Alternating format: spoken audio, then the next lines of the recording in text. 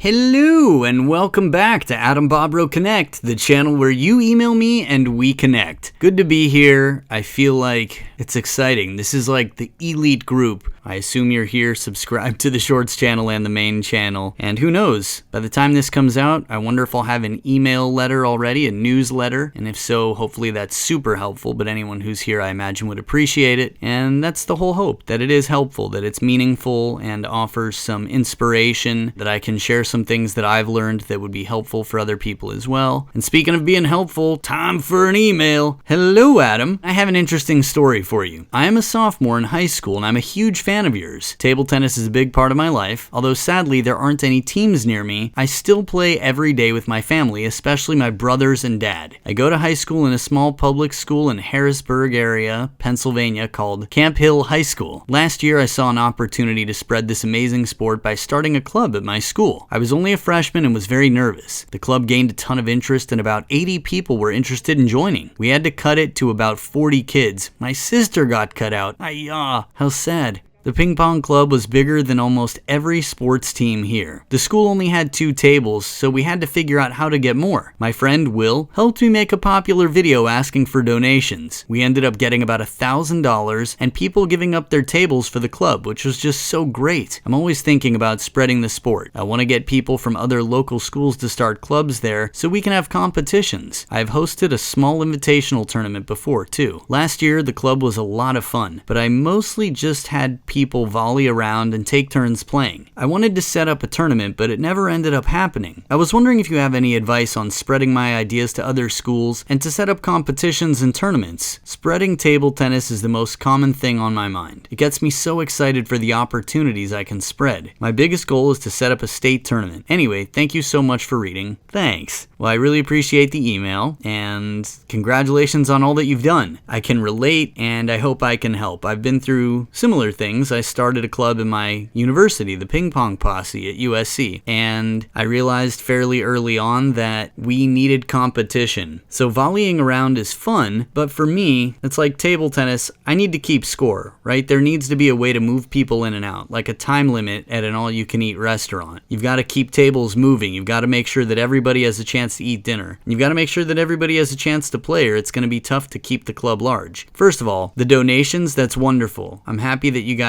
made a video that got popular, and sometimes people are a little bit adverse to giving money, but a lot of times people are not adverse to or have no trouble giving things, whether it's a ping pong table or finding a local or even connecting maybe a local community center that has a table that's not being used. There are a lot of ping pong tables out there that aren't being played on that people have in their garages or maybe they have in their homes, and then when their kids moved out they just got folded up, put away. Who knows, maybe someone is in their upper years and they just weren't able to move as well and weren't able to play, so they folded up their table. You never know. And for me personally, if I have stuff that's not being used, I'm always trying to give it away, and I'm very happy to. It's pretty common for me, and that's just easier for me than, say, someone saying, oh, can I have money? So I think putting it out there, you can really get a lot of donations in that way. I think another thing, it reminds me of The Shawshank Redemption, which is my favorite movie. I don't know if you've seen it, but I highly recommend it. The story around the library and donations is it's just such an inspiring story. So yeah, I'm sure you could stretch things and make them work. But in terms of having people just volleying, I think I don't like to practice table tennis. I like to play table tennis. For me, it's the competition. It's the scoring. It's, to see who wins the point is its own challenge. It's its own competition. And that's just one point. And a game is a much larger collection of that. So I think having games, having doubles being played, setting up tournaments within your school can be very important. Once you feel confident that you've made something that works in your school, first of all, you can pass it along to anyone else. You can say, hey, feel free to use this. Here are our bylaws. Here's a write-up. Here's a 2-page PDF that I put together of how to start a club, how to run a club, how to build interest in a club, and how to get the school to support it or give you space. Make it easy for another school to do the same. But let other schools know that you need competition, that if they build a team, you will build a team, and you'll have an inter-school competition. That's interesting for a lot of schools.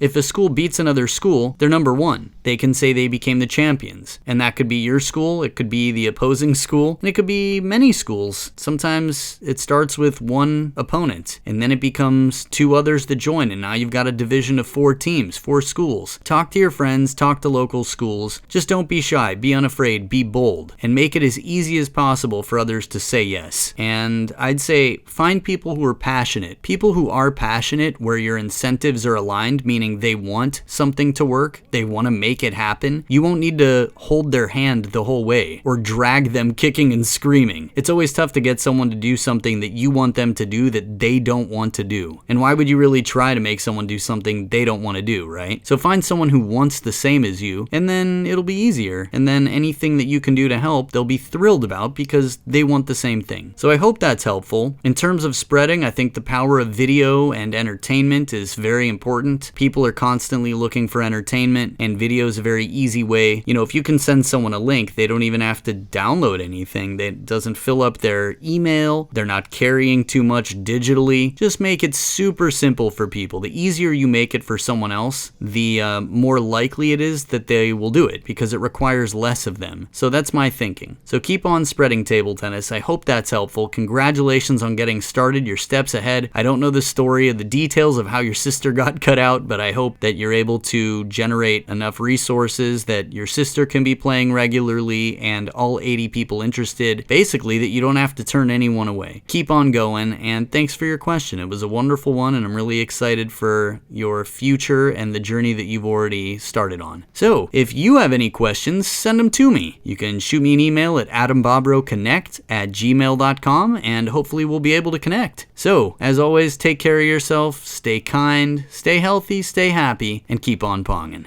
Peace.